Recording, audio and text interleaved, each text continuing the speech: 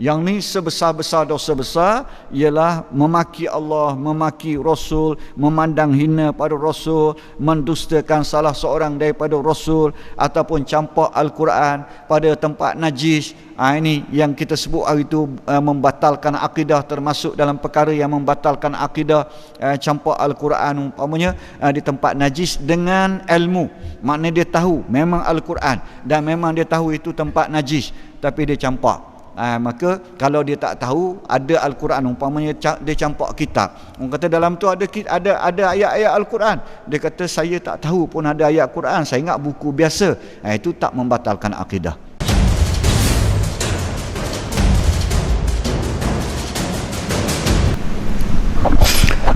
Assalamualaikum warahmatullahi taala wabarakatuh. Alhamdulillahillazi 'allama bil qalam, allamal insana ma lam ya'lam. Asyhadu an la ilaha illallah wahdahu la syarika lah, wa asyhadu anna Muhammadan abduhu wa rasuluh.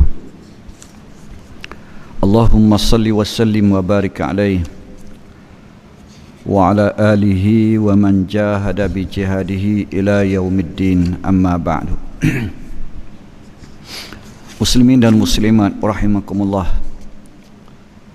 alhamdulillah kita panjatkan kesyukuran kehadirat Allah Subhanahu wa taala.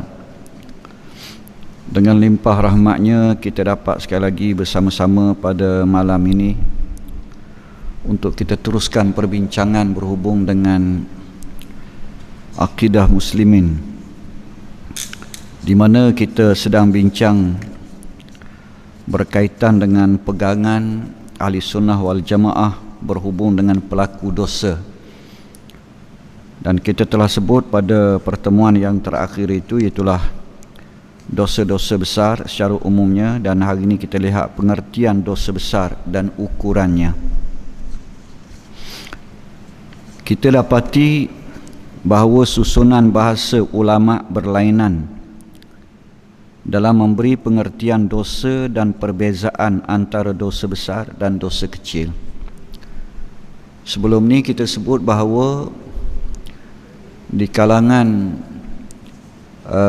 golongan Khawarij, mereka berpegang bahawa orang yang melakukan dosa besar tempat mereka ialah neraka, maknanya membawa kepada kufur, dan setiap dosa adalah dosa besar. Itu golongan Khawarij, ya. Manakala golongan Mu'tazilah pula, dia berpegang bahawa pelaku dosa besar mereka ini tidak dikira mukmin dan tidak juga dikira kafir. Mereka duduk tengah-tengah antara dua kedudukan tadi, al-manzilatu bainal manzilatain. Tak iman, beriman pun tidak, kafir pun tidak, tapi hukumannya di akhirat nanti mereka mukhalladuna finnar, kekal dalam neraka. Mana sama sebenarnya taraf dengan orang-orang kafir. Dan pegangan kita ahli sunnah wal jamaah bahawa orang yang melakukan dosa, walau sebesar mana sekalipun dosa mereka, ataupun walau sebanyak mana sekalipun dosa mereka, selagi mana mereka tidak menghalalkan perbuatan itu, maka mereka masih dikira sebagai mukmin, tetapi mukmin yang asi, mukmin yang maksiat kepada Allah Subhanahu wa taala, ya. Daripada situlah maka kita bincang, kita bawa pengarang membawa kita kepada apa yang dimaksudkan dosa dan apa yang dimaksudkan dengan dosa besar. Dan hari ini perbezaan antara dosa besar dan dosa kecil menurut pandangan ulama ada sikit-sikit beza, ya, antara seorang ulama dengan seorang, ataupun satu kumpulan dengan satu kumpulan di kalangan ahli sunnah wal jamaah sendiri, ya. Tetapi kebanyakan daripada mereka itu dikata lebih banyak mengatakan bahawa dosa besar ialah tiap-tiap maksiat yang menyebabkan terkena hukuman had, atau maksiat yang Allah janjikan dengan neraka, ataupun laknatnya atau kemurkaannya.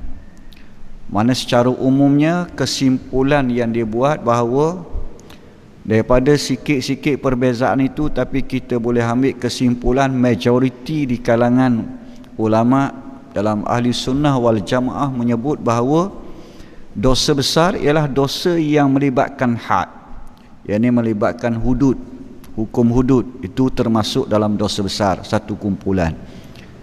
Satu lagi yang selain daripada yang hudud, sebab hudud ni hanya ada beberapa perkara saja: mencuri, merompak, berzina, minum arak, tuduh zina, murtad.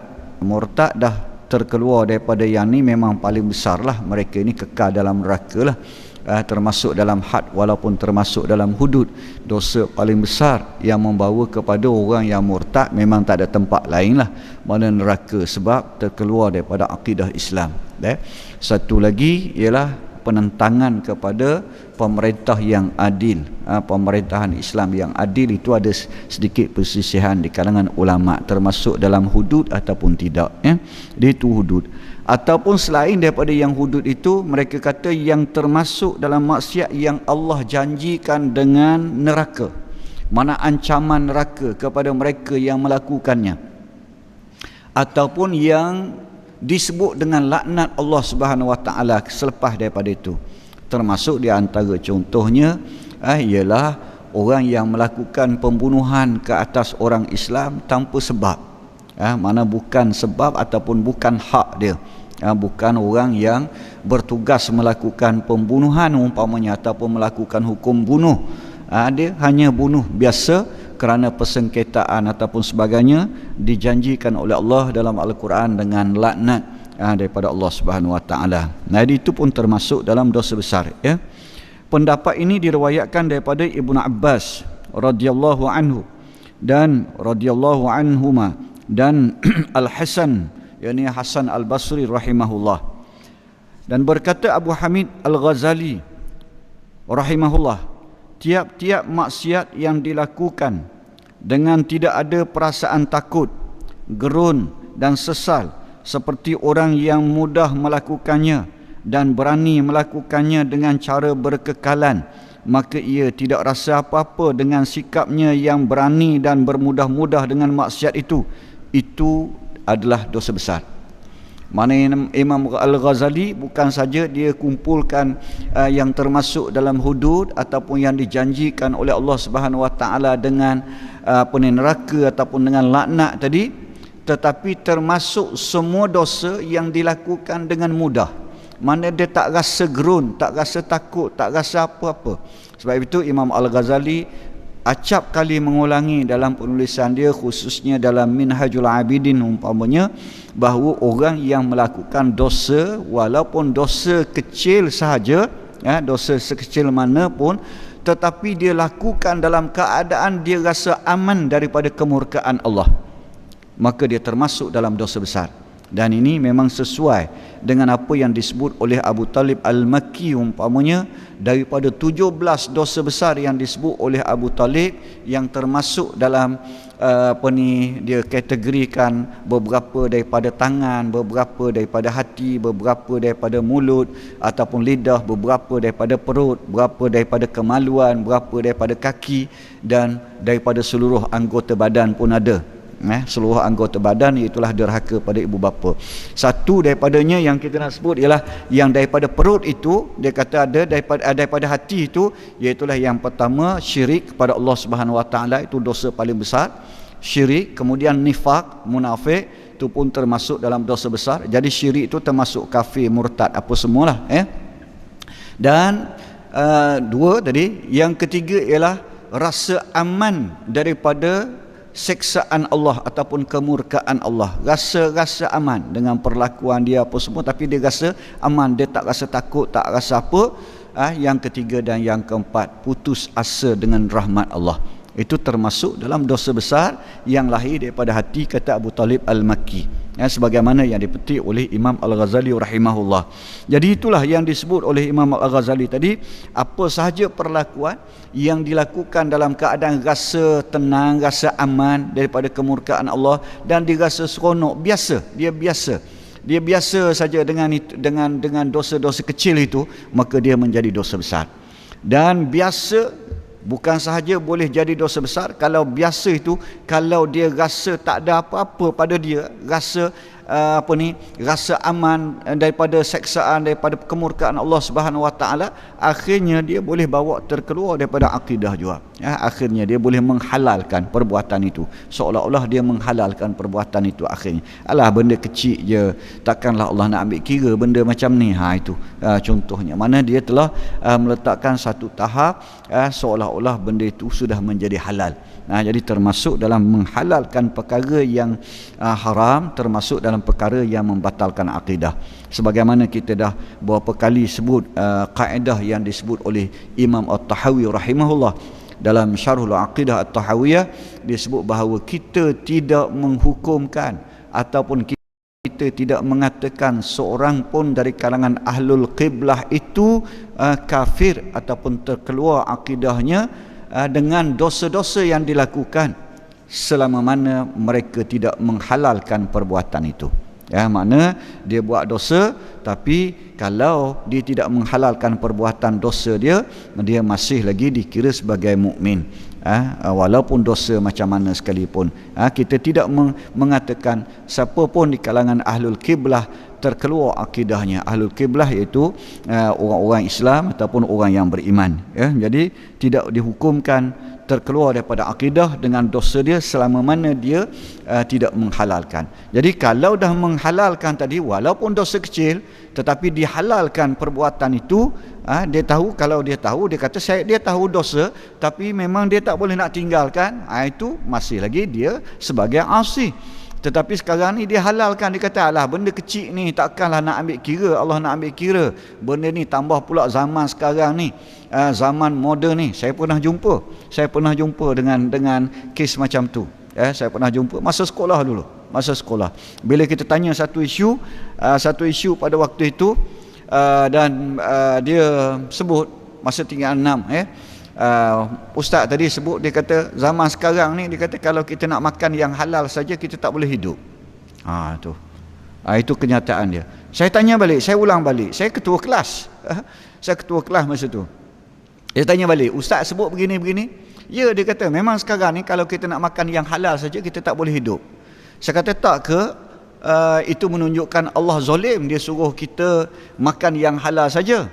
Tiba-tiba Allah seolah-olah tak tahu yang zaman sekarang ni kita tak boleh makan, kita tak boleh hidup tanpa makan yang haram. Tapi dia tetap mempertahankan dia punya pegangan pandangan tadi. Saya pun minta maaf, saya kata saya nak keluar ustaz, saya kata nak keluar. Saya pun keluar, saya tak belajar dengan dia. Sampai kesudah saya tak belajar, sampai mudir panggil saya. Mudir tu bekas lepas daripada semazai itu, dia dilantik sebagai mufti kerajaan Terengganu. Kemudiannya sekarang ni kira bekas mufti lah, dah bekas, tapi lama dah, beberapa mufti dah kemudian daripada dia itu. Panggil saya, tanya, dengar cerita saya tak masuk kelas. Saya kata memang saya tak masuk kelas, 2 orang saya tak masuk kelas sebabnya begini-begini. Dia kata minggu depan awak kena masuk. Saya kata tak apalah, saya masuk dah, Budi suruh masuk. Bila saya masuk, tengok orang lain dah ganti mengajar kelas tu. Jadi itulah kita kata keadaan bagaimana kadang-kadang kita terlanjur, mungkin saya rasa bila sekarang ni ustaz tu pun masih hidup, dan saya rasa mungkin dia sebut itu pun dalam keadaan pada waktu itu dia sebut itu mungkin dia tersalah, tapi oleh kerana saya ni budak saja, budak sekolah masa tu kan, jadi bila itu dia rasa mungkin macam tercabar dan dia pertahankan. Dan tak apa, pertahankan, saya keluar kelas kata. Jadi itulah keadaan bila kita menghalalkan perbuatan yang haram, maka boleh rosak akidah tadi. Apatah lagi dalam keadaan konteks yang kita sebut tadi, seolah-olah yang pertama Allah tidak tahu ada satu masa nanti, satu zaman di mana manusia tak boleh hidup tanpa makan yang haram, seolah-olah. Sedangkan Allah perintah kita makan yang haram, kecuali kita tak ambil, kita tak rangkumkan semua berkenaan dengan rukhsah. yang dibenarkan oleh Allah Subhanahu Wa Taala ketika dalam darurah, itu soal lain.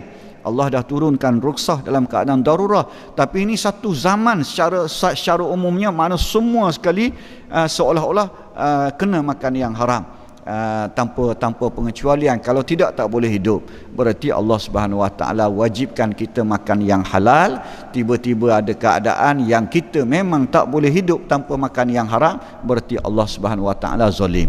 Mengatakan Allah zalim pun membatalkan akidah. Jadi banyak isulah kat situ ya. Okey, adapun sesuatu perkara yang keluar daripada kesilapan lidah ataupun kerana nafsu dan hilang perasaan takwa, ada perasaan sesal yang bercampur dengan tidak senang hati dengan maksiat itu, maka ini bukan dosa besar dan tidak menghilangkan sifat keadilan seseorang. Maknanya kalau dia buat perbuatan tadi dan dia menyesal perbuatan yang yang dia buat, yang dilakukan maksiat tadi, dan dia menyesal, dan bukan saja dia menyesal, dia rasa tak senang, dia rasa tak senang hati dengan apa yang dilakukan itu, maka dia tidak termasuk dalam dosa besar, dia kata, dan tidak menghilangkan adalahnya. Keadilan yang kita kata adil untuk menjadi saksi umpamanya, untuk menjadi saksi, terutama saksi dalam kes zina, umpama tuduhan zina, qazaf zina, saksinya seorang yang adil. 4 orang saksi dan dia mestilah seorang yang adil setiap saksi tadi. Adil dalam erti kata Islam tidak pernah melakukan dosa besar dan tidak berterusan dalam dosa-dosa kecil. Itu untuk jadi saksi bagi sesuatu kes di mahkamah, khususnya dalam kes tuduhan zina ataupun qazaf zina. Okay. Dan patut kami sebutkan di sini kata-kata yang menarik lagi diterima pakai dalam membezakan di antara dosa besar dengan dosa kecil bagi Imam Izzuddin Abdul Salam. Imam Izzuddin Abdul Salam ni digelar sebagai sultan di kalangan ulama, mana sangat hebat, sehingga pada zamannya waktu khalifah pada waktu itu, satu kes waktu bangsa Tartar sedang nak serang pada waktu itu, mara nak menyerang negara Islam, lalu pemerintah pada waktu itu bincang-bincang, dia terpaksa mengambil harta rakyat untuk jadikan dana bagi mempertahankan negara. Jadi dia minta pandangan ulama-ulama, ada yang kata boleh, ada yang kata tak boleh, jadi dalam keadaan macam tu pemerintah tak puas hati juga, melainkan nak dengar pandangan ini kita sebut Izzuddin Abdul Salam ni. 2 orang ulama yang disegani pada waktu itu, dalam satu masa Izzuddin Abdul Salam dan Imam An-Nawawi rahimahullah. Jadi Izzuddin dipanggil, ditanya, minta pandangan, dan Izzuddin mengatakan dibolehkan pemerintah mengambil harta rakyat untuk mempertahankan negara pada waktu itu, kerana bangsa Tatar ataupun musuh nak mari serang. Tapi dia ada tapi. Dia kata, tuanku kena ingat, tuanku adalah daripada hamba dulu. Ini pemerintah Mamluk, kerajaan Mamluk yang bekas hamba sebenarnya. Kemudian dia merdekakan, dia duduk dalam istana dan orang sangat respect pada dia kerana dia ni rajin bekerja, sangat suka membantu dan sebagainya. Akhirnya dia naik jadi pemerintah kemudiannya. Ini pemerintah kerajaan Mamluk.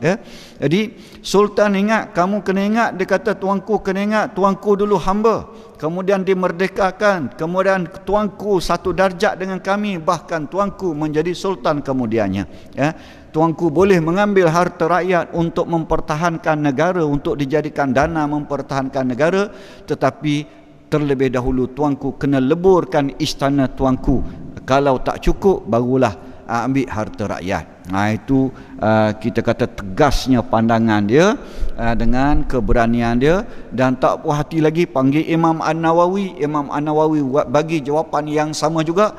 Lalu Sultan Zahir Shah, pada waktu itu Sultan Zahir Shah namanya, Sultan Zahir Shah bersama Islam atas semangat nak bersama-sama dengan menyelamatkan negara daulah Islamiah pada waktu itu, sanggup bersama-sama dan ulama bersama-sama dengan pemerintah pada waktu itu untuk mempertahankan negara. Jadi kerana dia minta pandangan itu pun pandangan yang ikhlas daripada ulama seperti Izzuddin Abdul Salam ini, ya. Jadi dikata seperti pandangan Izzuddin Abdul Salam dalam kitab Qawaidul Ahkam, beliau berkata, apabila engkau hendak tahu perbezaan di antara dosa kecil dan dosa besar, maka bandingkanlah kerosakan maksiat itu dengan kerosakan dosa besar. Jika kerosakan maksiat itu kurang daripada serendah-rendah kerosakan dosa besar, maka ia adalah dosa kecil.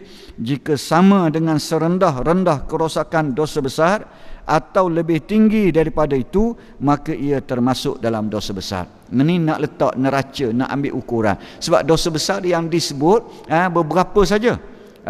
Ada beberapa saja, dan kalau kita lihat dalam perbincangan sebelum ni, ada hadis-hadis yang menyebut dosa yang kita nampak macam kecil saja, tetapi disebut bagaimana hukumannya sangat berat.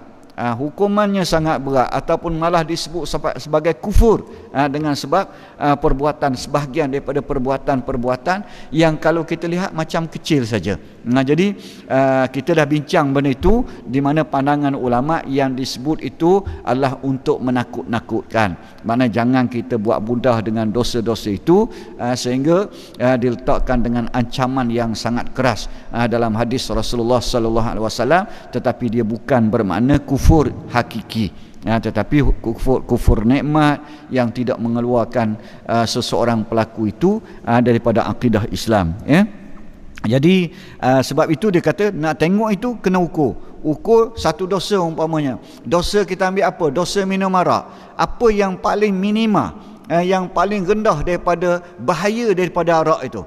Jadi kalau tengok kita ambil daripada bahaya peminum arak, bahaya paling minimanya apa? Jadi kita ukur dengan satu maksiat yang lain, perbuatan dosa yang lain, kita tengok bahayanya apa, sama tak dengan hak yang paling rendah daripada arak tadi. Kalau mencecah sama dengan yang paling rendah itu, maka dia sudah dikira termasuk dalam dosa besar. Itu maksudnya. Tapi kalau tak sampai, yang ni perbuatan ni tak sampailah serendah-rendah bahaya daripada peminum arak tu pun, maka tak sampai lagi, kita kata, maka dia tak boleh diukur. Tu maksudnya, itu sebagai contoh. Yang saya kata serendah-rendah tadi, contoh satunya arak. Termasuklah dosa-dosa yang lain, dosa besar yang lain. Jadi ambil dosa besar yang lain, dia punya bahayanya yang paling rendahnya apa dia, jadi ukuran daripada situlah kata Syekh Imam Izzuddin Abdul Salam ini, dia kata paling rendahnya maka dikira sebagai dosa besar. Sesiapa yang memaki Allah umpamanya, ataupun Rasulullah, ataupun memandang hina kepada Rasulullah, ataupun mendustakan salah seorang daripada para rasul yang terdahulu, atau mencampakkan Al-Quran ke tempat kotor, maka termasuk dalam sebesar-besar dosa besar. Yang ni sebesar-besar dosa besar ialah memaki Allah, memaki Rasul, memandang hina pada Rasul, mendustakan salah seorang daripada Rasul, ataupun campak Al-Quran pada tempat najis. Ini yang kita sebut hari itu membatalkan akidah, termasuk dalam perkara yang membatalkan akidah, campak Al-Quran umpamanya di tempat najis dengan ilmu. Maknanya dia tahu memang Al-Quran dan memang dia tahu itu tempat najis, tapi dia campak. Maka kalau dia tak tahu ada Al-Quran, umpamanya dia campak kitab, orang kata dalam tu ada ayat-ayat Al-Quran, dia kata saya tak tahu pun ada ayat Quran, saya ingat buku biasa, itu tak membatalkan akidah. Yang ni dia tahu, ya saya tahu, tapi pada saya tulisan itu sama saja dengan tulisan benda lain macam surat khabar Cina juga umpamanya, pada pandangan dia, maka dia terbatal akidah. Dan ni kita dah sebut dalam bab ihtiyat, dalam menghukumkan seseorang itu sebagai kafir ataupun murtad. Tak boleh secara individu, kecuali yang kita dah pastikan, kita beritahu kat dia, kita tanya dia, kita tegur dia, kita nasihat dia, dia pertahankan juga, maka pada waktu itu berhaklah dia dihukum oleh pemerintah dengan hukuman riddah ataupun murtad. Man baddala dinahu faqtuluh, siapa yang tukar agama ataupun batal akidahnya maka hukumannya adalah dibunuh. Dalam hadis Rasulullah sallallahu alaihi wasallam, ya.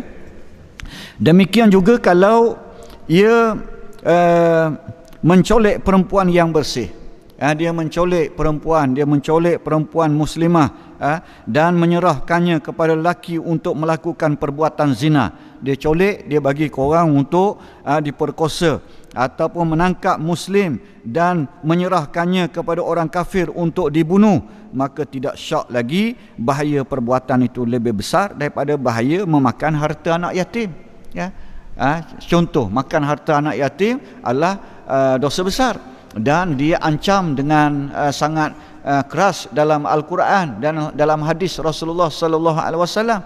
Jadi mana bahaya makan harta anak yatim, makan 10-20 ringgit ambil harta anak yatim, nak banding dengan tangkap orang Islam bagi kepada orang kafir. Ini yang kita sebut dulu, kita pernah sebut dulu bagaimana membantu orang kafir dalam memerangi orang Islam. Termasuk orang Islam tu jahat macam mana sekalipun, dia jahat, kita ambil lah. Kalau kita nak ambil contoh, bukan maksudnya dia jahat. Kalau jahat sungguh pun nak buat macam mana kan? Saddam Hussein katakan, ya, memang banyak bunuh ulama dan sebagainya, kita tahu, tapi kerana kita nak marah kat dia, sepatutnya kita tangkap dia, kita hukum dia. Tapi kita tangkap dia, kita serah pada Amerika, dan Amerika yang melakukan pembunuhan ke atas dia, ya, yang orang kafir, ataupun tunjuk kat mana tempat persembunyian dia dan membuatkan Amerika boleh hantar dia punya bom, peluru pemandu dan sebagainya, termasuk dalam perkara ni, wal iyadzabillah. Walaupun kita tahu dia ni zalim macam mana pun, termasuklah Gaddafi ke, termasuklah mana-mana pemimpin Islam yang kita tidak pasti terbatal akidah mereka. Kalau dah batal tu lain cerita, kita tak pasti, kita tak boleh hukumkan dia murtad ataupun batal akidah dengan perbuatan dosa dia. Walaupun dia tangkap berapa banyak ulama, walaupun dia bunuh berapa banyak ulama, tetapi perbuatan itu termasuk dalam perbuatan dosa. Tetapi dia tidak mungkin dia tidak menghalalkan perbuatan itu, cuma dia nak lindungi politik dia saja. Jadi kalau tak halalkan perbuatan itu, dia hanya buat kerana kepentingan dunia sahaja, maka dia tak terbatal akidah. Jadi tak batal akidah, kita tangkap, kita bagi orang kafir pada dia, kerana dia menentang kerajaan kafir Amerika pada waktu itu, maka kita termasuk dalam bersubhat dengan orang kafir dalam memerangi orang Islam, yang termasuk salah satu daripada perkara yang membatalkan akidah yang kita telah sebut dulu, beberapa perkara tadi dulu, contoh-contoh dia. Jadi termasuk tadi perempuan umpamanya, ataupun muslim untuk dibunuh, ataupun perempuan untuk diperkosa dan sebagainya kepada orang kafir ataupun orang-orang yang jahat. Sudah tentu yang ni jauh lebih besar bahayanya berbanding dengan makan harta anak yatim disebut oleh pengarang tadi. Jadi walaupun tangkap orang perempuan, serah kepada orang jahat untuk diperkosa, ataupun tangkap orang Islam, bagi kepada musuh Islam, pada orang kafir untuk dihukum ataupun dibunuh, tidak disebut dalam Al-Quran ataupun hadis sebagai dosa besar. Tetapi mana lebih bahaya?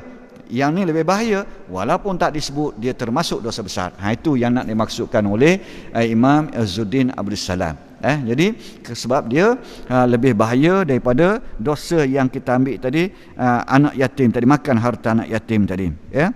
Sedang makan harta anak yatim termasuk dalam dosa besar. Begitu juga kalau ia menunjukkan kepada orang kafir akan titik kelemahan orang-orang Islam, termasuk kat mana orang Islam ni lemahnya, kat mana. Kita duk bincang dengan dia, mesyuarat dengan dia, duk buat strategi dengan dia, dan beritahu orang Islam ni kelemahannya kat mana. Jadi kita beritahu dia supaya orang kafir senang untuk menguasai orang Islam, termasuk dia kata termasuk dalam dosa besar. Sedang ia mengetahui bahawa orang-orang kafir akan menghapuskan mereka dengan sebab pertolongannya, akan mencolek isteri-isteri mereka atau cucu mereka, akan merampas harta benda mereka, berzina dengan perempuan-perempuan mereka, dan memusnahkan kampung halaman mereka. Perbuatan itu bahayanya lebih besar daripada lari daripada musuh dalam medan perang. Lari daripada musuh termasuk yang tadi yang saya sebut 17 dosa besar yang disebut oleh Abu Talib Al-Makki, satu daripada kaki iaitulah lari daripada medan peperangan, lari daripada musuh di medan peperangan. Itu termasuk dosa besar. Jadi mana yang lebih bahaya? Lari daripada musuh di medan perang dengan dedahkan rahsia kelemahan orang Islam dalam peperangan. Umpamanya ambil contoh Raja Mandela dulu, di Melaka umpamanya, memudahkan Portugis untuk serang Melaka. Kita ambil contoh umpamanya. Dan ini bukan berlaku sekali itu saja, bukan di Melaka saja. Dalam peperangan mana pun yang melibatkan orang kafir dengan orang Islam, ada saja tali barut yang mendedahkan rahsia.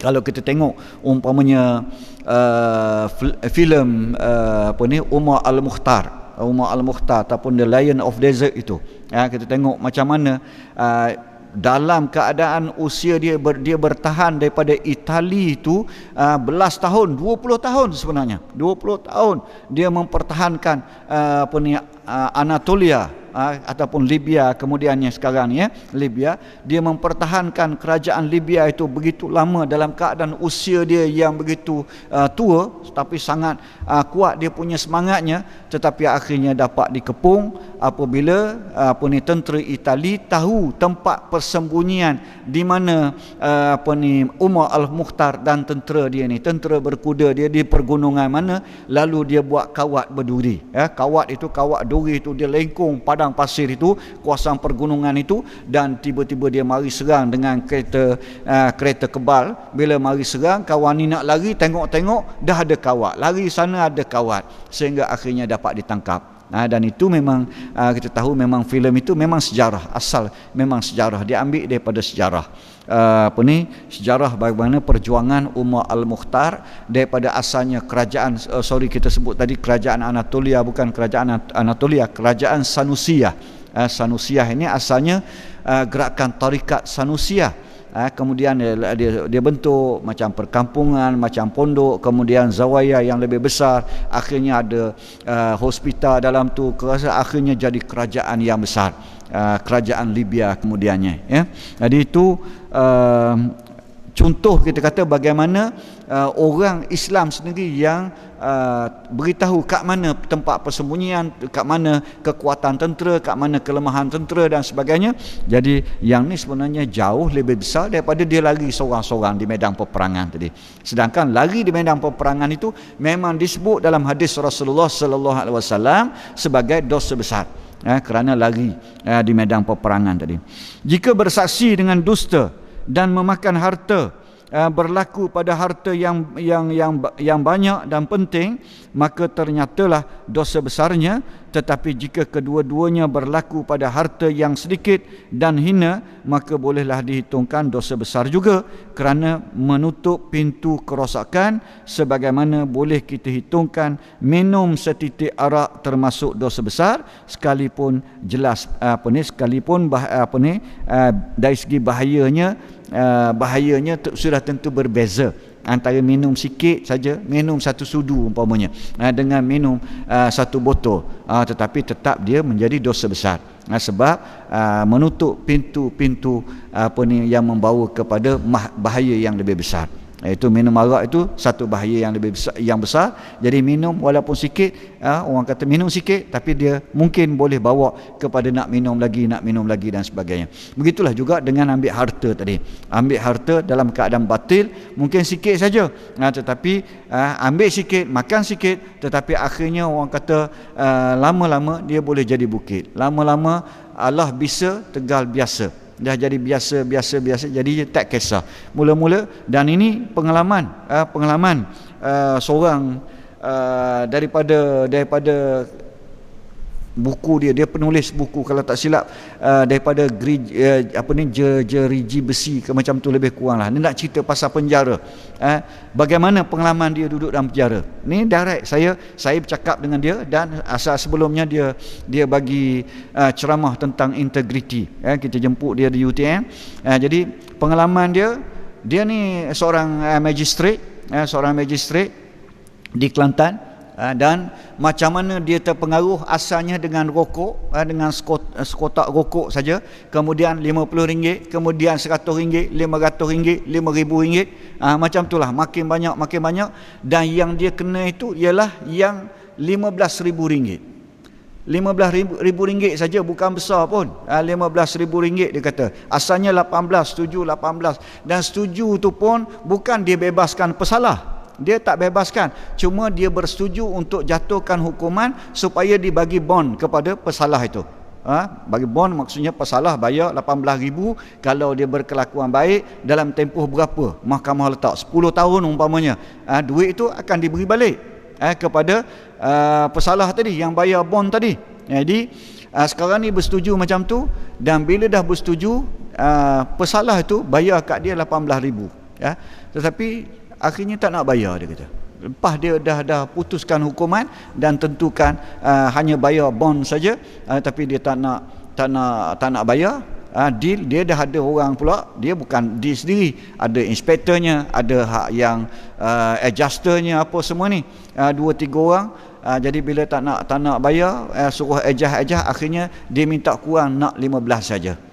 15 bincang-bincang tak apalah, setuju. Dia 3 orang, tak apalah 15. 15 setuju. 15 setuju, akhirnya bersetuju untuk bagi kat dia tu pada waktu maghrib, tengah-tengah maghrib, dekat satu stesen petrol pump Shell. Dia kata di Macang, dia beritahu, dan duduk situ waktu maghrib. Dia duduk tunggu, kemudian sampai, dia kata orang tadi bawa duit itu, campak saja dalam kereta dia. Sebungkus duit itu, bila campak saja, dia kata duit itu, dia pun lari. Yang jaga pam tu, yang duduk kaunter, yang duduk sapu itu, semua pakat serbu kat dia, semuanya SPRM dah hari tu. Memang nak perangkap dia, dan kenalah dia. Dan kena dia kata dia bersyukur kerana dia kena. Kalau tak kena, tak tahulah berapa lama dia dengan rasuah itu, dengan cara itu. Tapi bila kena, dia kata dia pernah kena pijak muka dia dalam penjara oleh ustaz, pijak dia sebab tak nak bangun qiyam, tak nak bangun qiyamul lail, tak nak bangun. Memang peraturan kena bangun, dia tak bangun, kena pijak. Akhirnya alhamdulillah hari ni dia kata saya tak payah dipijak, saya tak pernah tinggal lagi qiyam. Itu kita kata satu hukuman yang diberi oleh Allah Subhanahu Wa Taala, membuatkan dia terbuka hati dia. Dan ini disebut oleh sebahagian ulama, dia kata dosa yang dilakukan yang membuatkan anda insaf dan kembali kepada Allah lebih baik daripada perlakuan baik ataupun amalan yang baik, amal ma'ruf, amal yang baik, amalan soleh, tetapi membawa kepada riak. Itu disebut oleh Imam Al-Ghazali, mana dosa yang kita buat, dengan dosa itu membuatkan kita insaf kepada Allah, kita bertaubat lebih baik daripada amalan yang kita buat tetapi semakin membuatkan kita riak. Jadi itu sedikit daripada hari ini kita bincang. Kita akan sambung lagi tentang dosa-dosa ini. Lepas ni kita tengok contoh-contoh dosa besar.